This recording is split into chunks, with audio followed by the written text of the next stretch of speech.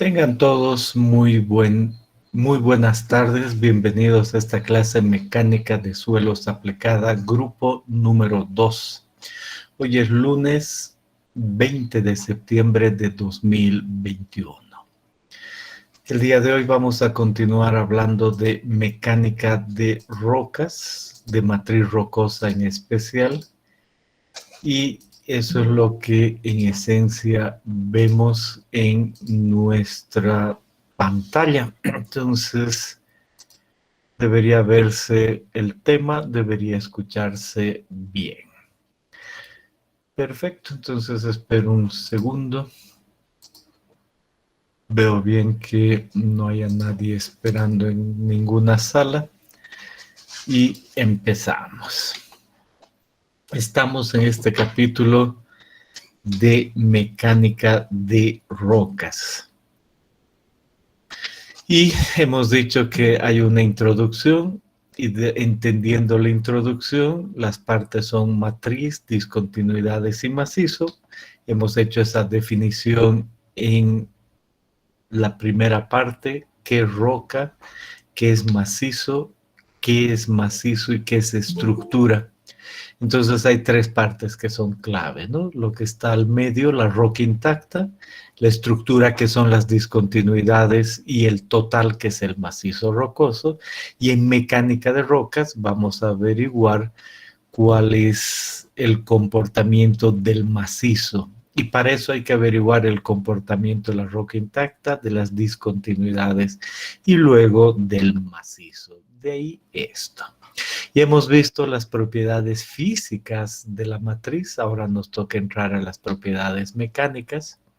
Y en propiedades físicas hemos entendido muy bien en este campo grande de identificación y clasificación de la matriz, la relación con la petrografía, esta parte con las propiedades físicas, porosidad, peso específico, contenido de humedad, permeabilidad y con relación a la durabilidad y alterabilidad. Han hecho unos ejercicios muy simples, han entendido de qué trata todo aquello y si tienen alguna pregunta, este es el momento de hacer cualquier pregunta. Entre tanto, yo una vez más veo quiénes están llegando y los admito. Vargas tiene una pregunta. Adelante. Buenas tardes, ingeniero. Con respecto a los ejercicios, ¿los tenemos que enviar por algún medio o solo era para practicar? Los ejercicios son obligatorios para hacer y es exactamente eso, para practicar, y el rato que yo les diga envíenmelos, voy a habilitar una clase en el Classroom y ahí pueden enviar. Entre tanto, no hay dónde y son para cada clase. ¿Puedo yo en este momento habilitar eso? ¿Puedo no? El asunto es que son para cada clase. Ahorita no he preparado una. Simplemente guárdenlos en su PDF. Está bien, gracias, ingeniero. Pero sobre todo son para que ahora pregunten si ha surgido alguna duda y cerremos y su conocimiento crezca, ¿no? Esa es la clave.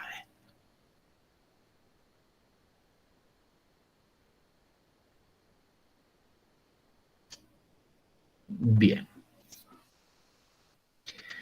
Vayamos a lo mecánico. Eso es lo que nos toca ver ahora, la parte mecánica. Y por supuesto, igual que antes, vamos a ver varios aspectos. Pero aquí debemos marcar y decir, nos toca ver las propiedades mecánicas. Y antes de ver estos detalles, vamos a ver algunos conceptos. Entonces empecemos hablando de un criterio de rotura. Y como ya hemos llevado mecánica de suelos 1 y mecánica de suelos 2, ya podemos entender mucho de ese criterio de rotura y aplicarlo a una roca. Y decimos, el primer criterio tiene que ver con mol Coulomb. Y uno dice mol círculos, Coulomb una envolvente de falla. Por lo tanto, si tuviésemos la roca intacta, esa es la roca intacta, y aplicamos un esfuerzo sigma 1 y uno sigma 3, pues puede llegar a la rotura y se forma un plano de rotura, igual que un suelo. Y en esa condición hemos llegado a un estado de esfuerzo, círculo de Moore en la falla. Y al graficar tau en función de sigma, ahí aparece el círculo que representa ese estado de esfuerzos. Y hay un punto, es un punto que equivale a pensar en un valor ahí de esfuerzo normal, sigma, y un esfuerzo de corte tau, y esa combinación, porque ese es un plano de falla, está ahí.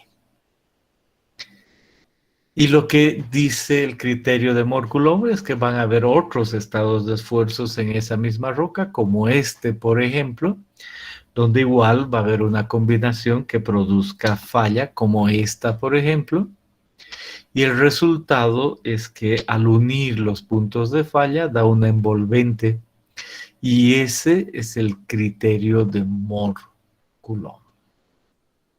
Muy específicamente en el criterio de Moore-Coulomb se ponen lineales las cosas, entonces en este plano tau sigma, donde tenemos nosotros la falla ahí, en especial pasamos una tangente. Y al pasar una tangente hay una recta que toca ahí y se forma un ángulo, y esos son los valores C y Φ. Por lo tanto, en este criterio de rotura conocemos muy bien que se puede aplicar a una roca. Tau es igual a C más sigma por la tangente de Φ. Esa es básicamente la idea. Y por supuesto que hay un esfuerzo normal, ¿no? El esfuerzo normal que puede establecerse de esa ecuación, y un esfuerzo de corte en la falla, que es los valores que corresponden al valor aquí, ¿no? En la falla, pues digo, hay un punto tau y hay un punto aquí sigma, y esos son esos dos valores, y ese es el criterio de Moore-Coulomb. Entonces no hay nada extraño en este criterio de Moore-Coulomb, ¿no? Entiendo eso muy, muy bien. Entonces, con eso dicho, voy a parar ahí un segundo. Quizá tengan alguna pregunta. Hemos dicho muy poco todavía, pero si tienen alguna pregunta, este es buen momento. Yo voy a admitir a todos los que estén llegando todavía.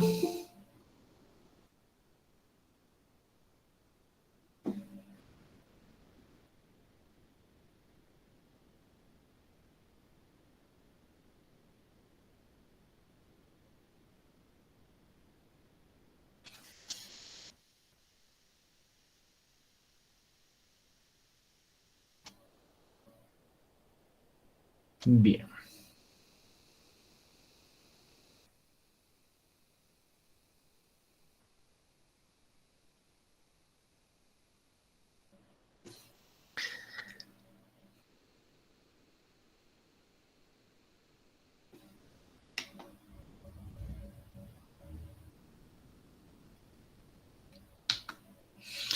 Ahora hago un cambio. La misma ecuación de Moore-Coulomb que la he visto en los suelos, Moore-Coulomb tau en función de sigma, que tiene esfuerzos sigma 1 y sigma 3, como he visto aquí, sigma 1 y sigma 3. Había graficado esto, pues puedo graficar en la misma sigma 1 y sigma 3, ¿no? Y ordeno mi ecuación. Ahí está el criterio de Moore-Coulomb, sigue siendo el criterio de Moore-Coulomb, ordenado de esta otra manera, resulta en eso. 2 veces C coseno de phi, 1 menos seno de phi, más 1 más seno de phi, 1 menos el seno de phi, es la ecuación asociada con esto. Es la relación de Moore-Coulomb. Y me acuerdo y he dicho, sí, he llegado a esto en suelos 1. Y al graficar sigma 1 en sigma 3, esta es una recta, ¿no? Y igual a más bx, por lo tanto ahí aparece la recta. Entonces en sigma 1, sigma 3, esa es una recta. Y cuando pongo sigma 3 igual a 0, encuentro eso ahí y digo, cuando pongo sigma 3 0, entonces sigma 3 0 es ese valor. 2c coseno de phi, 1 menos seno de phi, y es un valor conocido. Pero esta es la misma relación de Moore-Coulomb. Queda claro por dónde pasa. Excelente. Y yo ya sé que si hiciera ensayos sobre roca y pudiera determinar diferentes valores y círculos, realmente podría en la roca determinar diferentes círculos que están en la falla, ¿no? Eso queda claro. Y he aprendido que si yo tomo los puntos superiores de esos círculos, tengo una recta y en esa recta tengo A y B de esa recta y esa se relaciona, he visto todo mecánica de suelos, para hallar C y Phi. Entonces, al igual que un suelo, puedo yo determinar esos valores, sabiendo la pendiente sobre coseno, esas cosas, ¿no? Yo ya he aprendido aquello. Muy bien, entonces soy experto en Moore-Coulomb y puedo aplicar a mi matriz con los mismos conceptos, aclarando lo que acabo de decir. Vamos a dejar, escucho que algunos han llegado, entonces vamos a admitir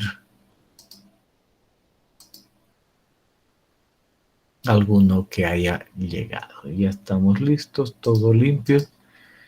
Casi ocupamos toda la sala, pero no está ocupada toda. ¿Ya? Muy bien. Entonces, pueden hacer sus preguntas con relación al criterio de Moore-Coulomb.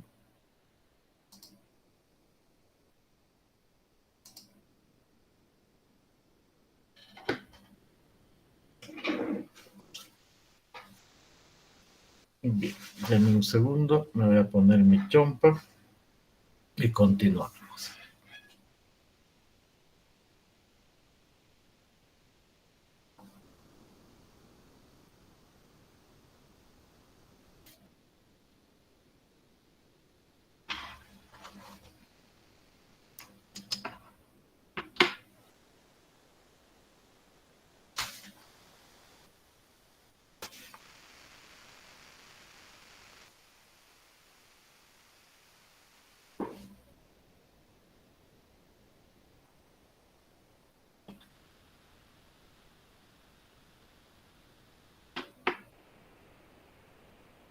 Perfecto.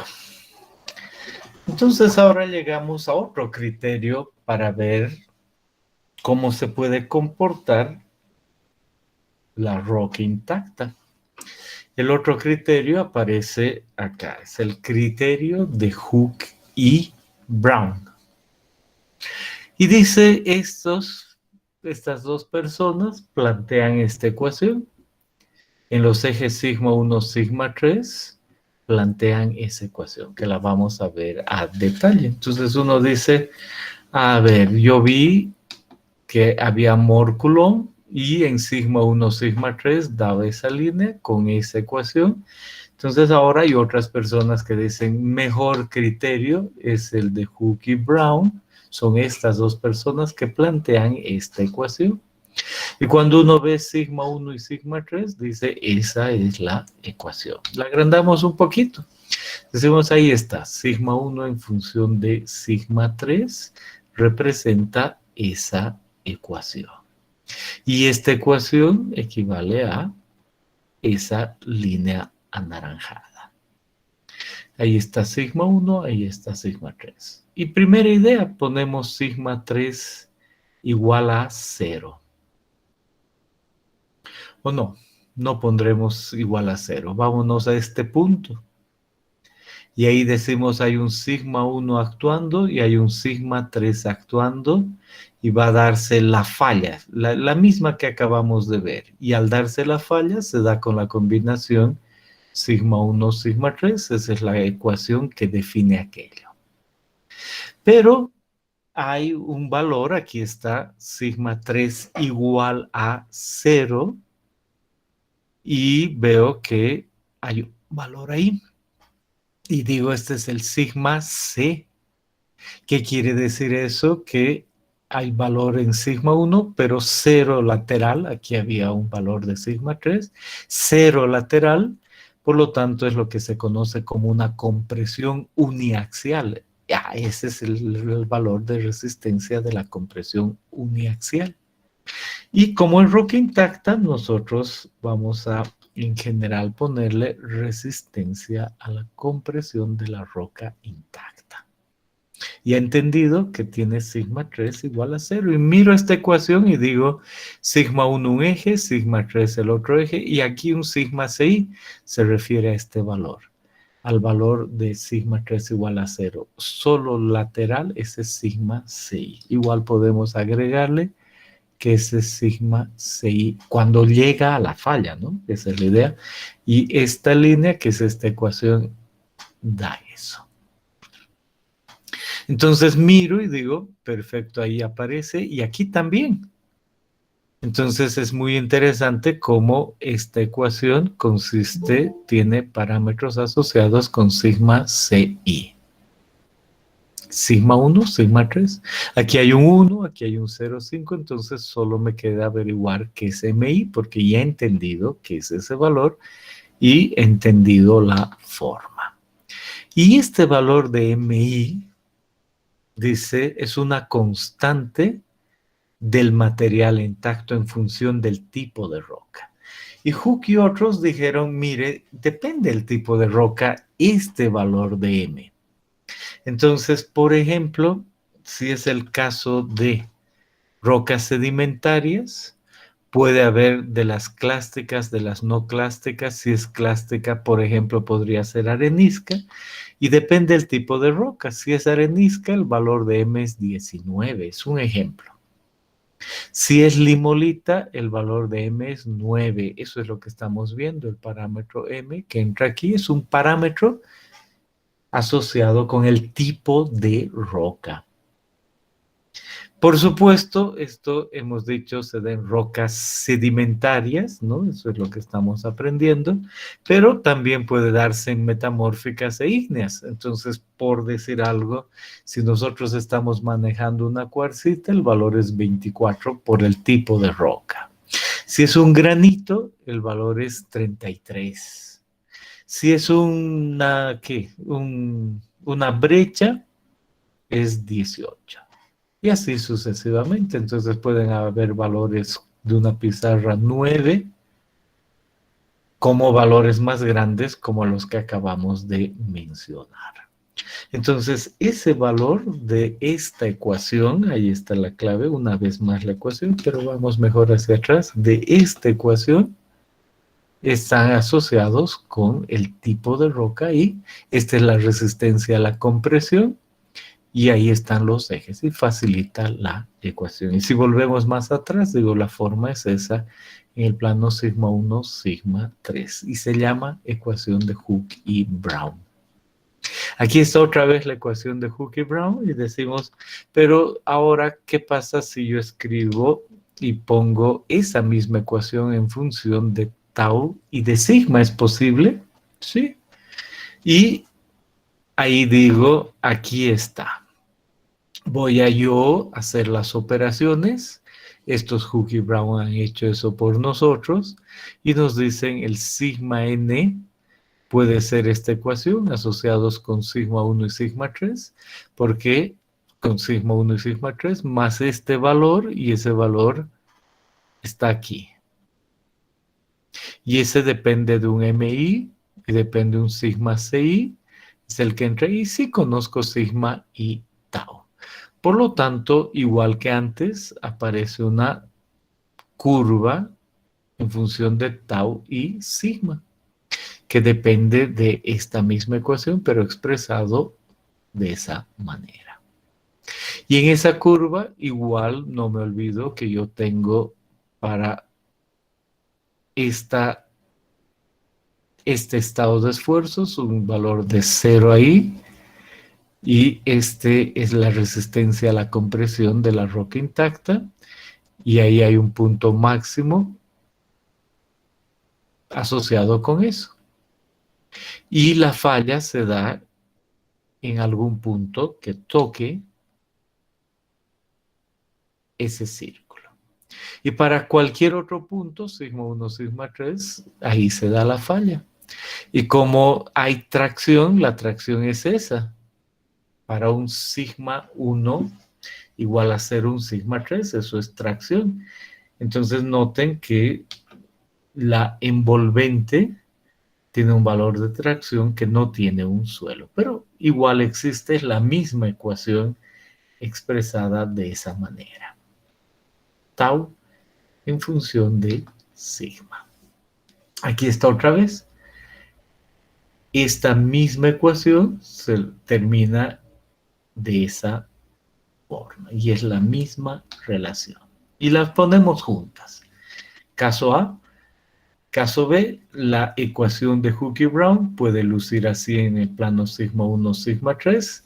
La idea es que esta es una envolvente de falla y esta en el plano tau sigma, esa es la envolvente de falla. Este es cualquier punto, combinación sigma 1, sigma 3 en la falla. Esta es una combinación donde sigma 3 es 0 y este termina siendo la resistencia a la compresión de la roca intacta. Y aquí está la resistencia a la tracción que se da aquí, ¿no? Esa es básicamente la idea. Y en este círculo, ahí está la resistencia a la compresión. Bien, entonces queda claro qué es qué y qué es este envolvente. Si desean hacer alguna pregunta, este es buen momento para hacer cualquier pregunta.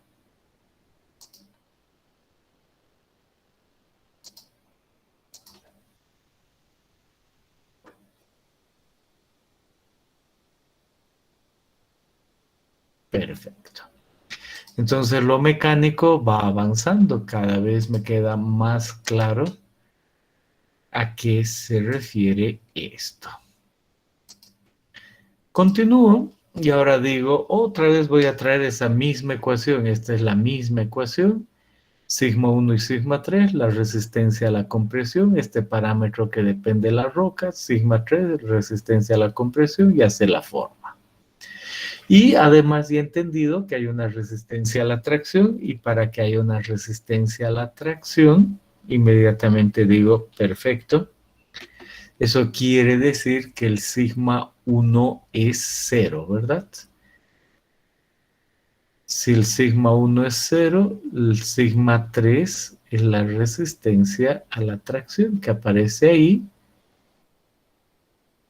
Y de ahí despejo, y miren lo interesante, al despejar eso, me dice con la misma ecuación, la resistencia a la tracción puede ser la de la compresión medios, entre paréntesis, este factor m menos la raíz de m1 al cuadrado, más 4 es despejando. Aquello digo, muy interesante, ese valor de resistencia a la tracción, porque es parte de esta curva, está relacionado con el valor de m y de la compresión. Y el valor de la compresión, entendido, es con sigma 3, 0. A la compresión uniaxial de la roca intacta. Y además me dice, mire, esta ecuación se la puede expresar de otra manera. Es muy fácil. Uno dice esta misma ecuación y primero borraremos lo que está aquí. Ya he entendido eso y digo, esa misma ecuación puedo expresarla así. Digo, el sigma 1 menos el sigma 3 es igual al sigma CI por MI sigma 3 sobre sigma 6 más 1 a la 0,5. Y ahora elevo todo al cuadrado, entonces al elevar todo al cuadrado sale eso al cuadrado y eso al cuadrado.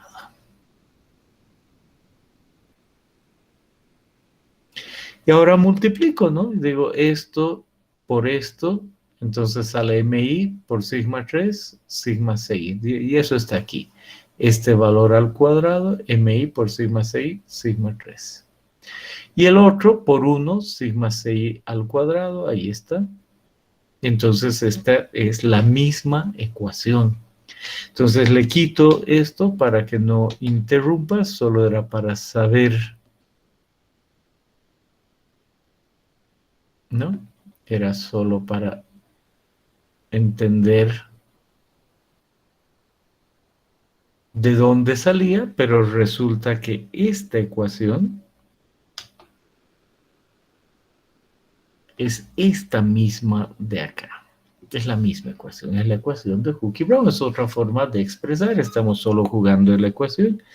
Y digo, interesante, si esa es la misma ecuación, yo puedo decir, entonces, este término es Y, este de acá es X, por lo tanto, ese valor puede ser B y este valor ser A.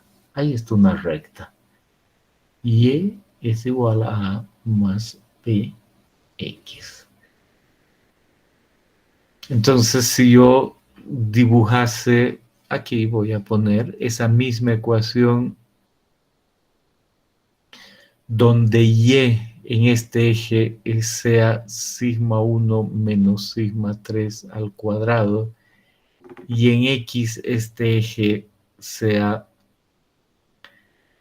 el sigma 3, entonces ahí hay una relación lineal, y igual a más bx. Este valor de a claramente es sigma ci al cuadrado y la pendiente b es mi por sigma ci al cuadrado. Esa ecuación también es una recta en esos ejes, ¿verdad que sí? Entonces, esa es la idea del criterio de Hooke y Brown.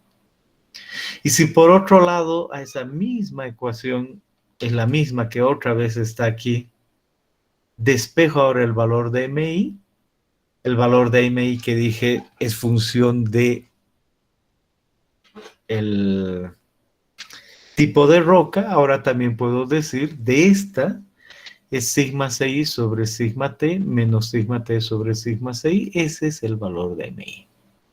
Nadie dice que cuál se calcula primero, simplemente estamos jugando con la ecuación y sabiendo cómo utilizarla, no hay problema. Entonces, hasta ahí, ¿tienen alguna pregunta? Pueden hacer cualquier pregunta.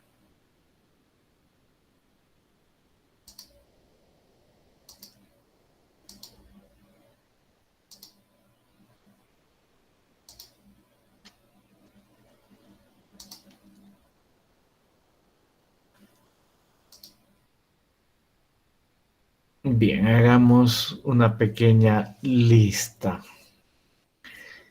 Está presente Ana Mendoza. ¿Cuál es este nombre? Keimi, o como se pronuncia, mil disculpas, Mendoza. Presente, Inge. Bien. Está Ángela Fabiana Basto.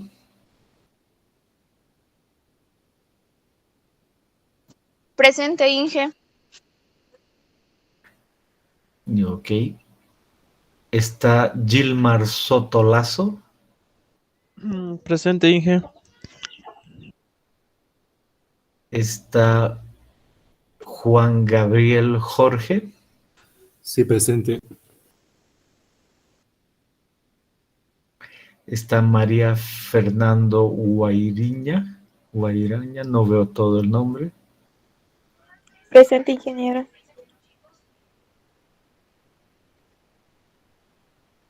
Está Pablo Andrés Miranda. Presente, Inge.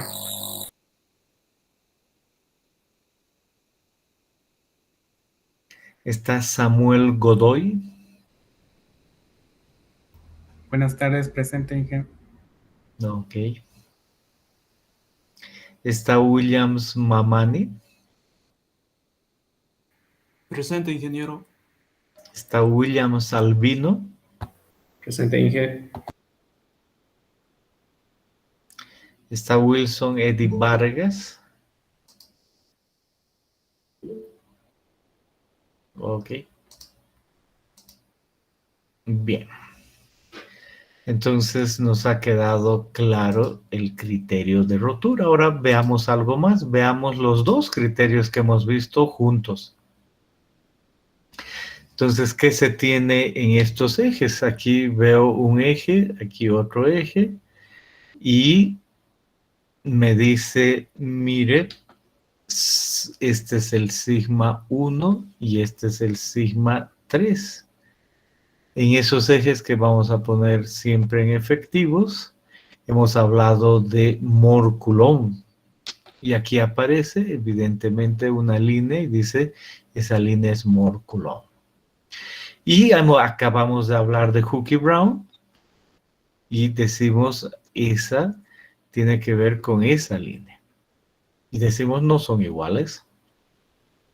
Son parecidas, pero no son iguales, son diferentes criterios. Y esto dice, se compara en un sigma 3 máximo prima. Solo presten atención que hasta ese valor se hace la comparación. Ahorita vemos a qué se refiere. Entonces, los dos criterios han quedado ahí. Excelente. Ahora dice, bueno, al hacer operaciones, porque es ambos criterios, con ese sigma 3 dividido entre sigma c va a dar un sigma 3n y ese sigma 3n se lo pone ahí.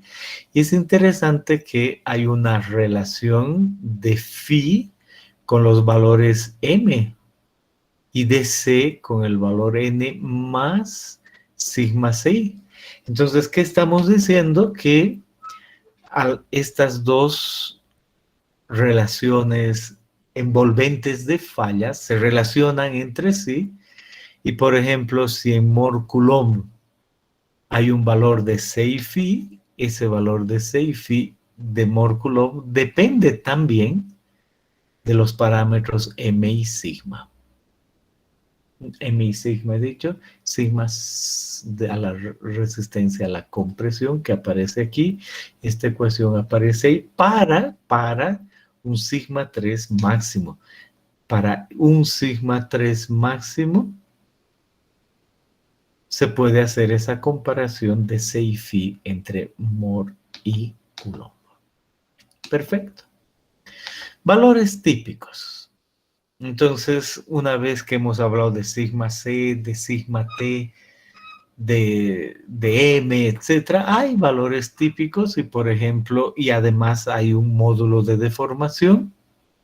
Y aquí empieza y dice módulo de deformación con la resistencia, ciertos órdenes, eso pasamos rápido.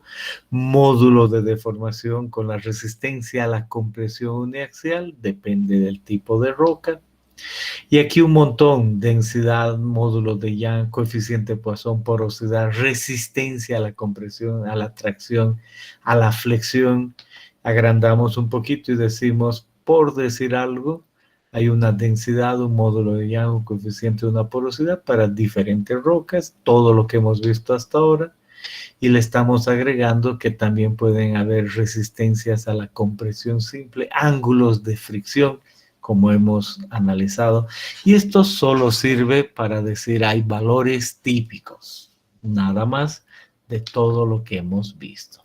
Otra vez a la compresión, tracción, flexión, dependiendo del tipo de suelo, diferentes valores. Nada más, no hay que saber nada de memoria. Bien, y con eso decimos, ahora veamos el criterio de por rotura. Sigma crece, falla y después, ¿qué sucede? Bueno, en cuanto al criterio por rotura, vamos a decir en rocas Hay más que saber. En el pregrado solo nos olvidamos y decimos, hay ahí, pero no vamos a decir nada.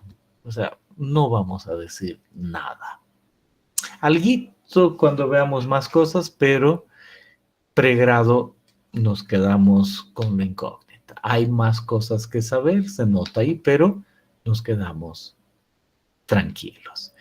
Y también hay criterios de anisotropía. Entonces dice, si esta es nuestra roca y comprimimos de este lado, no es lo mismo que comprimir de un lado. De hecho, esa resistencia a la compresión que ya he entendido que es uniaxial, en función de este ángulo, de cómo se aplique, va a variar. Y se nota claramente que puede variar. Entonces, a eso se refiere la anisotropía. En general vamos a hablar de material isótropo y solo en ciertos casos vamos a hablar de anisotropía. Pero entre tanto, como si la resistencia fuese igual en todos los ejes. Y lo mismo en el tiempo. Hay un criterio de tiempo, de formación en función del tiempo y puede ser variable. Pero decimos, en el pregrado, en este curso, no vamos a decir más de tiempo. Todo es igual. Entonces, este criterio de rotura de Hooke y Brown asociado con sigma 1, sigma 3, esta curva o esta que es la misma, involucra un criterio de rotura, no de por rotura, no de tiempo, no de anisotropía. Eso es lo que queremos decir. Bien, entonces una vez más, hasta ahí. ¿Quieren hacer alguna pregunta, algún comentario? Este es muy buen momento.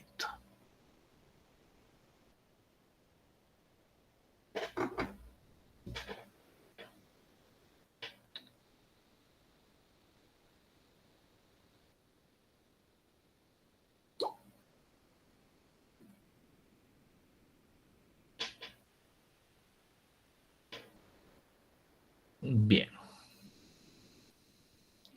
Seguimos adelante y ahora decimos, ok, entonces veamos más detalles de la rotura de la roca.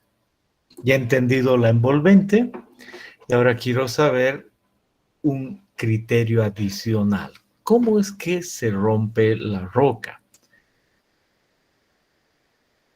Y marco aquí y digo, una persona, Griffith en 1971, explicó la teoría de rotura frágil de los vidrios y es la que vamos a aplicar aquí. Y decimos ahora, entiendo que si aumento un esfuerzo sigma, voy a llegar a la rotura de esa roca. Eso es lo que entiendo. Y hay un criterio, o el de Moore-Coulomb, o el de Hooke y Brown, que me dice cómo va a fallar. Entonces, pero ahora quiero saber más. Comprimo y se puede romper así.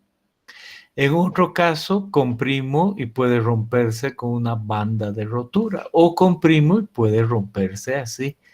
Es variable. ¿Qué está detrás? Miren aquí, dice, toda roca tiene unas microfisuras. Toda roca tiene ahí dentro unas microfisuras y unos microporos.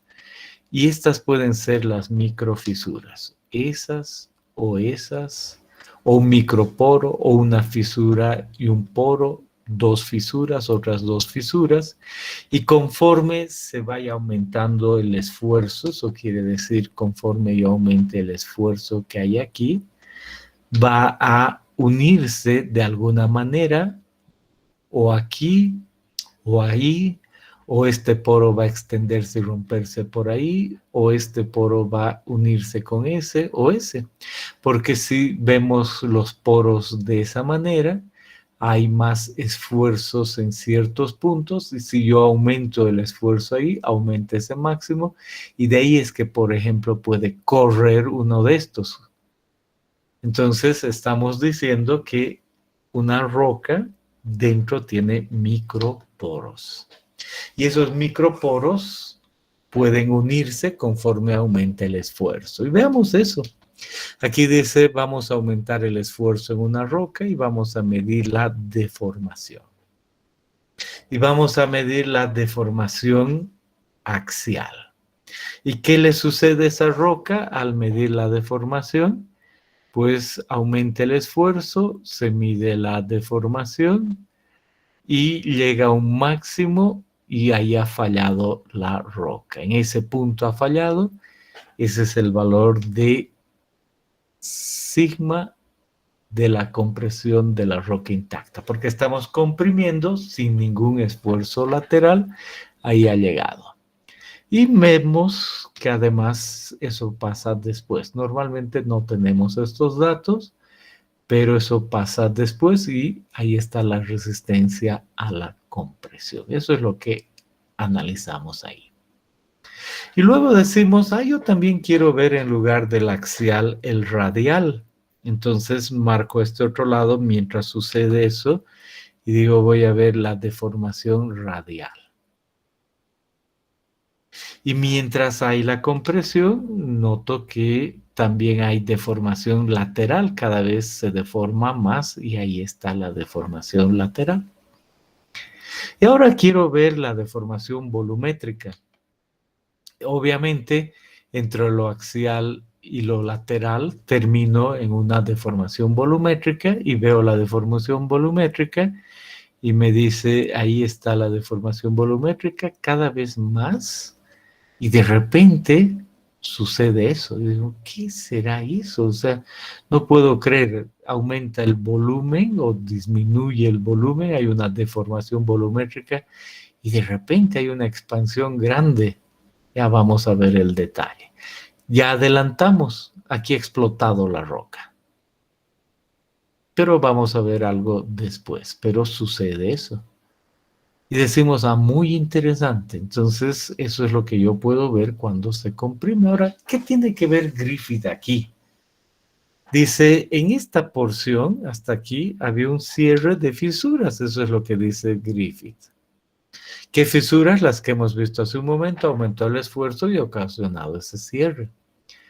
Y después hay una propagación estable de fisuras. En un rango no sucede nada especial. Se cierran las fisuras, se comprime, pero después hay una propagación estable y qué interesante, y después hay una propagación inestable. Consecuencias, si vuelvo aquí, digo, ya entiendo. Si yo estoy analizando la compresión y qué le pasa a la roca en general, se comprime y aquí hay microporos y al comprimir obviamente se cierran las fisuras. Luego sigo comprimiendo, se siguen cerrando las fisuras, pero llega un momento en que empiezan a unirse. Y primero se da una propagación estable y una inestable. Y que ha ocasionado que las fisuras crecen tanto que termina la roca estallando. Y entre tanto hay un cierto comportamiento de la roca. Y dice un cierre de fisuras, una curva de ese estilo. Cerradas las fisuras, en esta porción hay una porción elástica de la roca. Entonces, la pendiente es el módulo de deformación, rango elástico. Y luego ya no es elástico cuando hay una propagación inestable o inestable hasta que vuela la roca. Pero qué interesante, este rango es elástico, eso entiendo, y la rotura frágil, la teoría de Griffith me ayuda a entender por qué la forma de estas curvas y por qué explota la roca. Y que hay un rango elástico donde hay una pendiente ahí. Y por supuesto yo he aprendido en mecánica de suelos 1 que si esta es una pendiente E, al hacer la relación entre este módulo E sub R y el módulo epsilon de aquí, también va a haber una pendiente de este lado y va a estar asociada con el coeficiente Poisson. En un momento veo más detalles, pero ven clara qué dice la teoría de Griffith y que explica esta forma de la curva, esta recta y esta otra forma con las fisuras, y me ayuda a entender que hay una porción elástica y por qué explota la roca? ¿Desean hacer alguna pregunta? Bien. Por supuesto, hay un comportamiento asociado con cargas y descargas. Nos pasamos rápidamente y decimos excelente. Hemos llegado a esta misma tabla y ahora estoy en propiedades mecánicas y todavía no he visto nada de esto. Solo he entendido las envolventes y el modelo de Griffith que me va a llevar a entender más detalles. Por supuesto, sí he entendido qué es la resistencia a la compresión simple, a la tracción, de dónde puedo hallar valores de C y phi, he entendido módulo C y coeficiente de Poisson, ¿no? Pero todavía no sé cómo determinarlos exactamente, solo sé que son parte de las propiedades mecánicas. Y aquí dice además, ondas también es parte de las propiedades mecánicas. Hasta ahí es lo que he visto para llegar otra vez a esta tabla. Entonces, en el resto de la clase voy a entrar a ver cómo determinar la resistencia a compresión simple. Y voy a entrar, y dice aquí hay varios ensayos, y todos esos ensayos son de compresión uniaxial, carga puntual, martillo Schmidt. Después voy a ver que el triaxial también es parte de esto, pero me quedo con el de compresión uniaxial. Entonces, ¿qué quiere decir? Compresión, puedo yo comprimir así, puedo comprimir como un triaxial, puedo comprimir así. Realmente este es nuestro caso de compresión uniaxial. Entonces, quiero ver el resto de la clase, lo asociado con este tipo de compresión.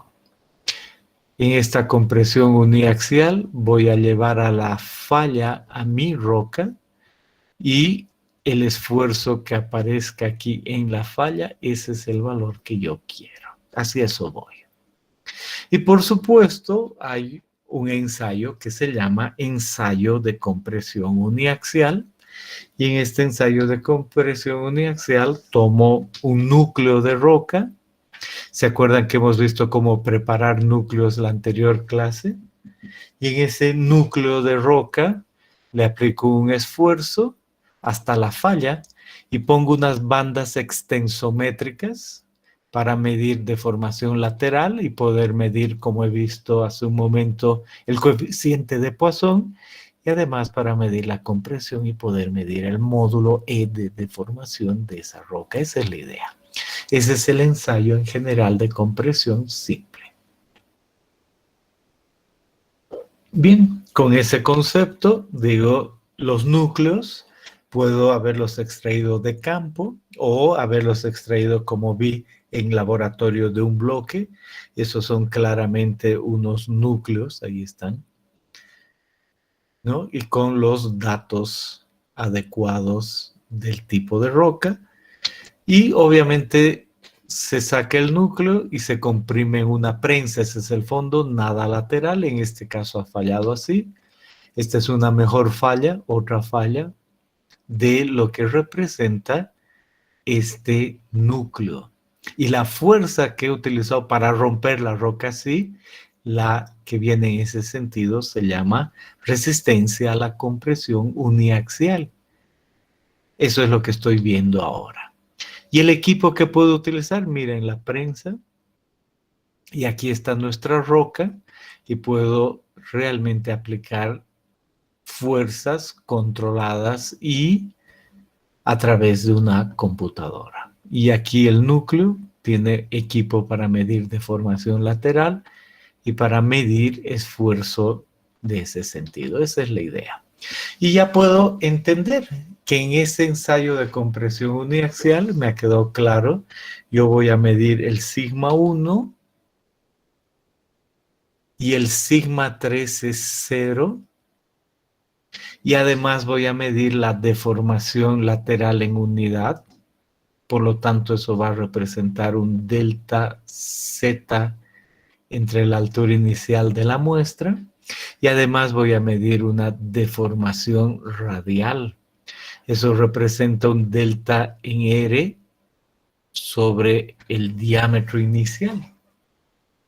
Voy a medir eso. Y ya he entendido, y aquí estamos poniendo otra vez, que al hacer esas medidas voy a tener esta curva y más o menos ahí, ¿no? Es lo que se entiende, más o menos en ese punto empieza el suelo a comportarse de forma elástica porque se han cerrado las microfisuras y se comporta elástica hasta un punto y ahí empieza a propagarse las fisuras y de repente hay un estallido.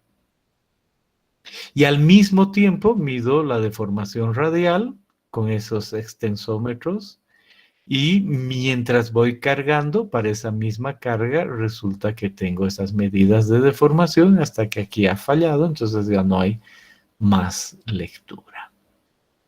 Por supuesto, puedo utilizar el criterio que utilicé en suelos y decir, si este es el valor máximo, entonces puedo hallar la pendiente. Si este es el valor de sigma C de la roca intacta, entonces la mitad, ¿dónde está? Ahí está la mitad. Entonces ahí hay un medio de sigma CI y ese es un punto y a través de ese punto hallar la pendiente. Puedo, y aquí en este gráfico se ha hecho eso. Dice, para ese punto, ¿cuál es la pendiente, la tangente ahí? Y ahí dice, esa pendiente está asociada con módulo E. Puedo, ¿no? Eso queda claro. Pero vamos a ver más detalles. La clave es que entiendo qué sucede en un ensayo de compresión uniaxial. Y aquí está, otra vez, la misma idea. Compresión sigma en función de la deformación axial y al mismo tiempo lo radial, E. Y la curva que puede ser esta de acá es la misma y es la misma, pero aquí la idea es que en este primer caso se dice, este es el tramo lineal, se nota. Entonces, si ahí hay un tramo lineal, hay un delta sigma y un delta epsilon y hay un E sub m delta sigma sobre epsilon. O puedo tomar lo que acabo de decir, un 50%, y aparece eso, y en este caso tengo lo mismo, una pendiente E. O, por otro lado, puedo tomar una secante entre ese punto y ese de ahí, y para esa secante, del primer punto al último, tengo un E.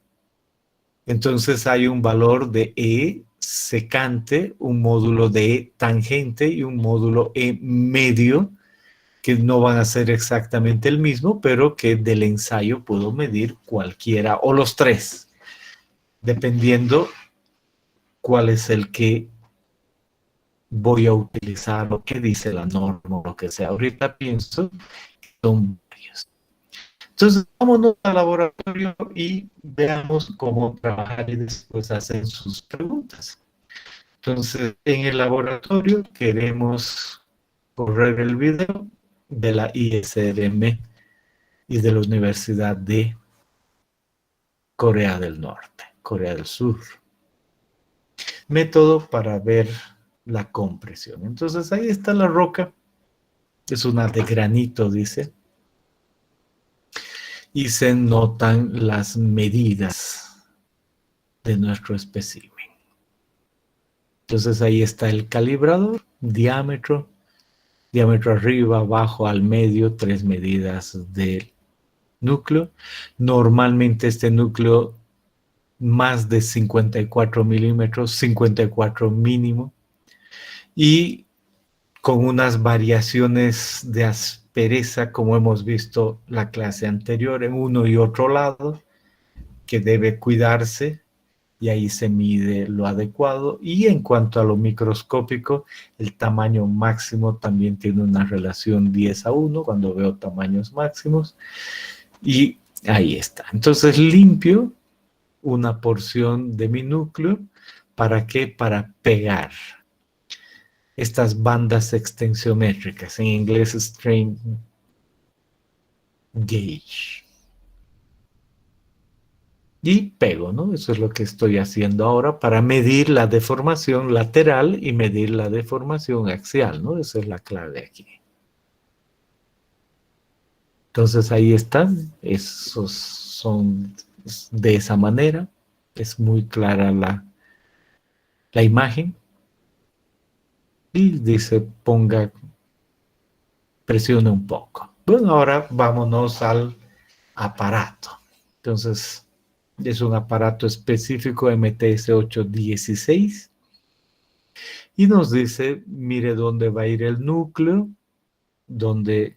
qué partes son las de arriba, ¿no? Se ve ahí y se ve ahí y dice que hay que cumplir ciertas condiciones de qué es qué, ¿no? O sea, quiero decir, hay unas placas ahí, otras abajo, y tienen ciertas condiciones. Y todo eso porque son deformímetros, tienen que ir conectados a un sistema de adquisición de datos. Y ahí está, empieza la compresión uniaxial.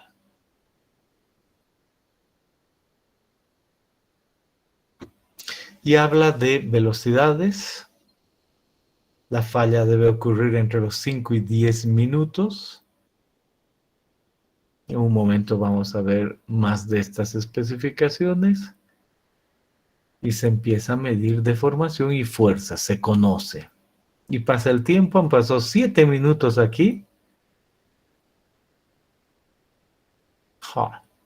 Se entiende la idea de qué estábamos hablando. ¿Qué por rotura podemos hablar? En pregrado, nada. Entonces simplemente ha habido la rotura, entonces ha quedado así. Y por supuesto, después hay que hacer los cálculos de los que hemos mencionado. Y ahí aparece medida directamente eso que hemos dicho. La curva azul nos da la resistencia a la compresión. La pendiente en esta porción recta asociado con el 50% un módulo y además el coeficiente de Poisson. ¿De acuerdo? Bien, me he olvidado mencionar sobre el coeficiente de Poisson. Aquí debería haber dicho eso. Entonces uno dice, y ahorita les doy tiempo para que pregunten. Entonces la idea es que yo estoy en algún punto acá y conozco dos puntos conocidos. Entonces depende de qué haya yo hecho. Entonces aquí lo que se aconsejaba es este valor, ¿no? Tomando el 50%, esa tangente a ese punto que nos da toda una relación lineal ahí.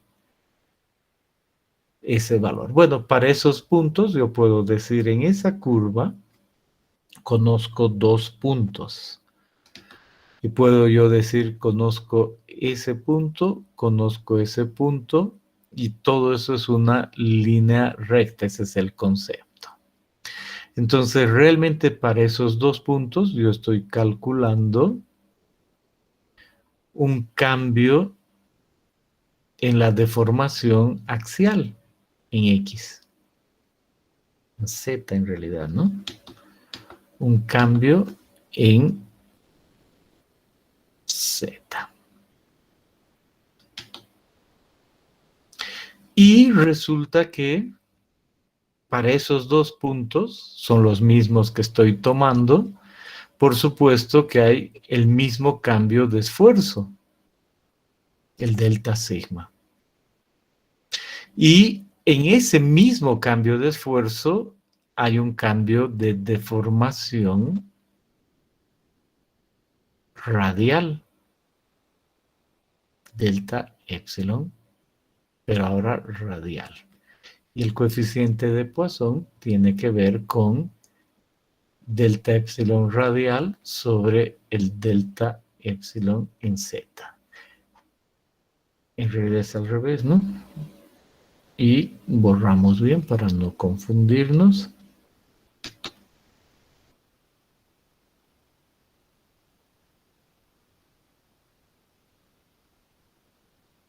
radial sobre z. No sé ya ni qué estaba anotando, pero es radial sobre z. Esa es la definición del módulo del coeficiente de Poisson. Y en este video hemos visto eso. Por lo tanto, ahí aparece un ejercicio 2.3 igual que el resto. Ahí que lo he preparado y no lo he subido, pero en un instante lo subo y dice, mire, para que usted practique todo esto, se ha medido la fuerza en kilonewtons 1, 3, 4, 5, 6, 6, 5, 6, 5 y se ha dado una deformación en milímetros de 0,10, 0,51, 1,52, 2,53 y una deformación radial de 0,20, etcétera, etcétera, lo que corresponde a medidas, y su muestra tenía 108.80 milímetros de longitud y su diámetro era ese. Por lo tanto, ¿cuál sería el esfuerzo que ha habido en fuerza sobre área en las unidades adecuadas y cuál la deformación? Entonces, con esas fuerzas, el esfuerzo ha sido tal y las deformaciones han sido tal, pensando en qué es deformación radial y qué es deformación axial.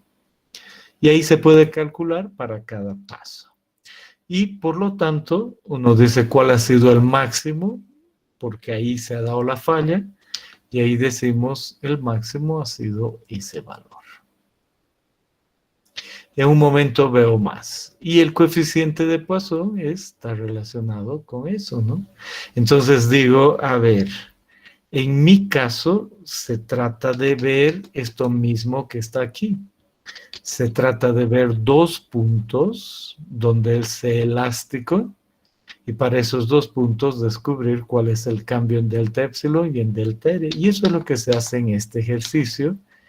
Para dos puntos se descubre cuánto es el delta epsilon y el delta epsilon en r. Ya se los dejo para que vean con calma.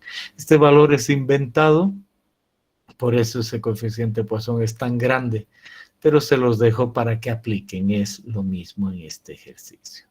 Pero igual pueden hacer cualquier pregunta. Este es muy buen momento.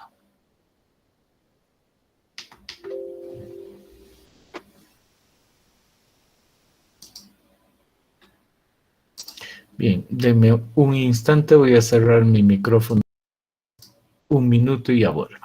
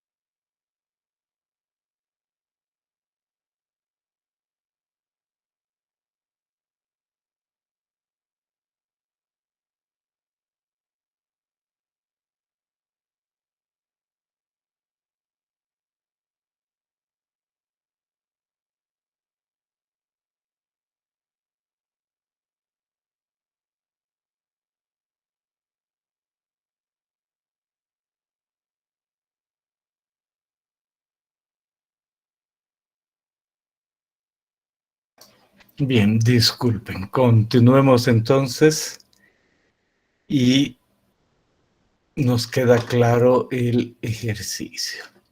Como les decía, se me ha olvidado subir, pero es cuestión de un instante el subir los ejercicios. En un momento.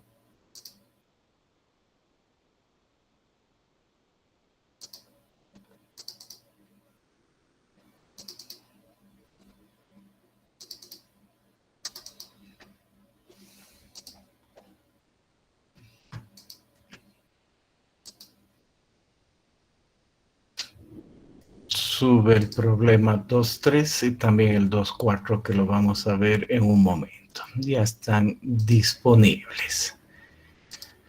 Ok, hasta ahí. ¿Tienen alguna pregunta?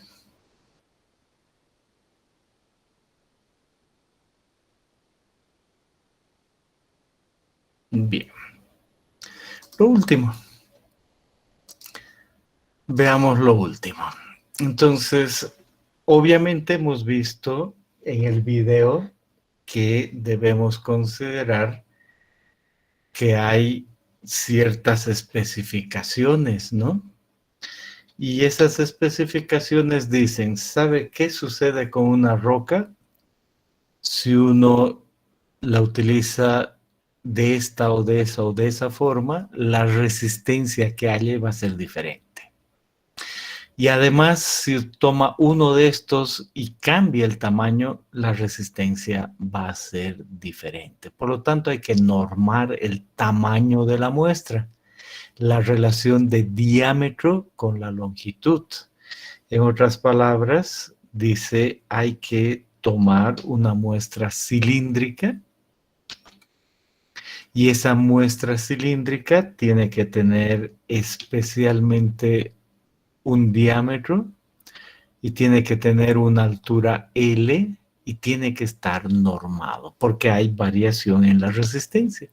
Entonces la especificación dice L sobre D, según la ISRM, debe estar entre 2,5 a 3 y D debe ser mayor o igual a 54 milímetros y deben hacerse 5 ensayos.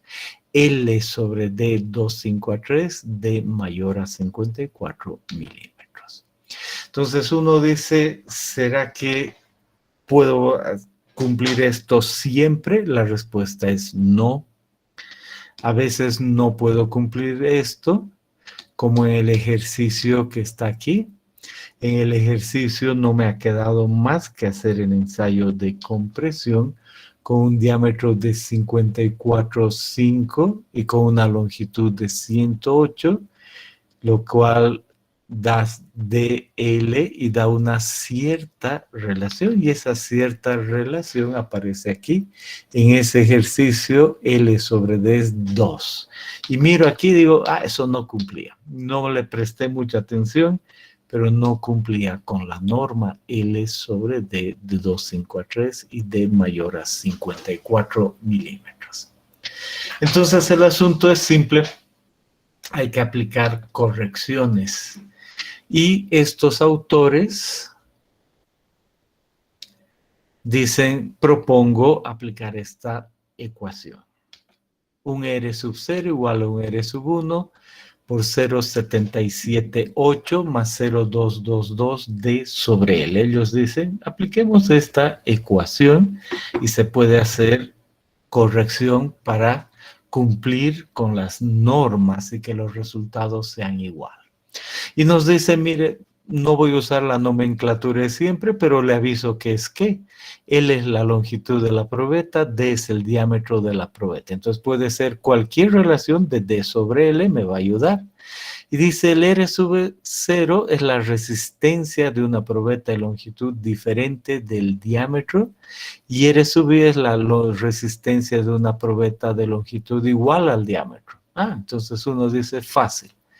Este de acá no es nada más que el sigma sub CI, y este también es el sigma sub CI. En especial dice, este de acá es D sobre L igual a 1. Voy a poner L sobre D es lo mismo, igual a 1. Y este es para otra relación L sobre D, cualquiera la que entre aquí. Entonces, en este ensayo, por favor, ahora sí que abran su micrófono y díganme, en este ensayo,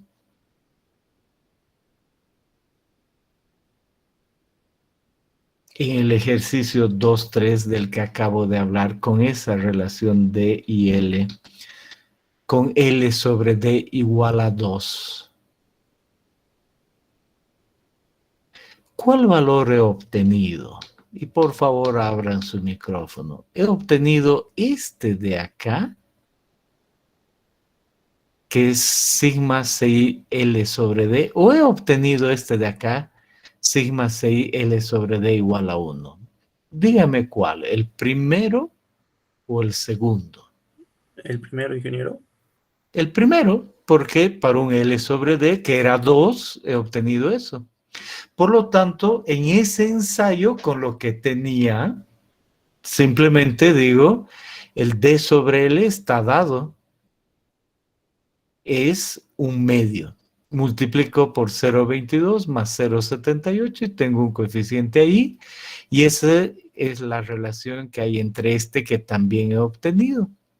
Entonces, de ese ensayo, inmediatamente yo puedo decir, conociendo ese valor del ensayo, he obtenido el sigma CI L sobre D igual a 1, utilizando esa ecuación de corrección.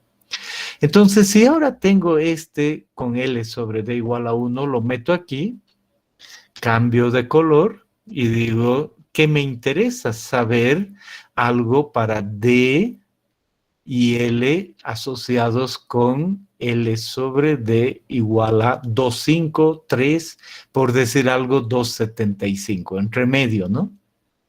Entonces meto los valores adecuados, ya conozco este valor y ahora que calculo el sigma CI que debo reportar para L sobre D igual a 2,75 o 2,5 o 3. Entonces esa es la manera de corregir. Hay otros autores que dicen, bueno, el otro autor dice, es este de acá, es Brook, y dice, igual que antes, voy a yo tener la relación D sobre L y una relación de R sub 0 con R, y tengo que saber qué me ha dicho el autor, y el autor me dice, R es la relación para D sobre L, la resistencia para D sobre L igual a 0,5. Entonces digo, ya conozco, esa es la resistencia a la compresión para L sobre D igual a 2. L sobre D, ¿no? Pues D. ¿Y cuál va a ser este otro? Va a ser la resistencia a la compresión para un L sobre D cualquier otro asociado con esa relación. Y lo mismo que antes, puedo usar esta misma. En el ensayo, si hago el ensayo, ¿cuál obtengo? Obtengo esta. Porque es para el LD del ensayo. Con esta ecuación, determino esta constante para L sobre D igual a 2.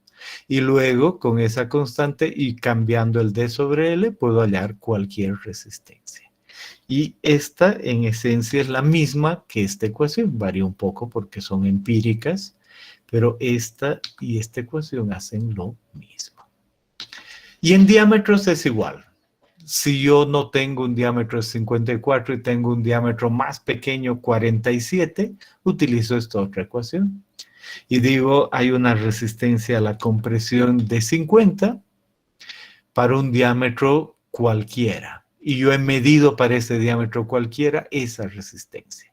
Entonces, de ahí despejo ese. Y luego, para mi relación de 54 milímetros, puedo hallar la resistencia a la compresión.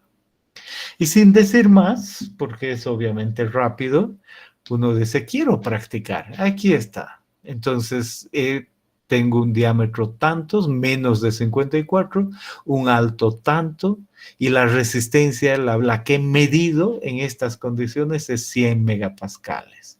Entonces, si tuviese 54 milímetros de diámetro, porque es lo que debo reportar, y L sobre D 2.5, lo que debo reportar, ¿cuánto debe cambiar según estos autores? Entonces está resuelto lo que les acabo de decir y tienen que, por supuesto, entre hoy y el siguiente jueves resolver eso, pero es lo que acabo de decir. Eso es todo lo que tenemos para hoy. ¿Desean hacer alguna pregunta?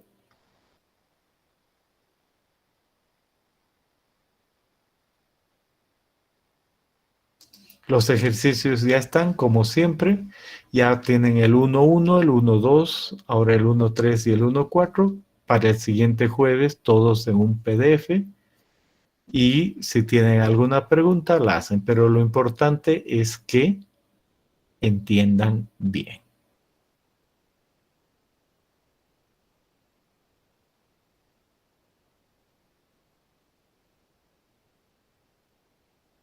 Bien. Tengan buena semana. Hasta el jueves. Hasta luego, ingeniero.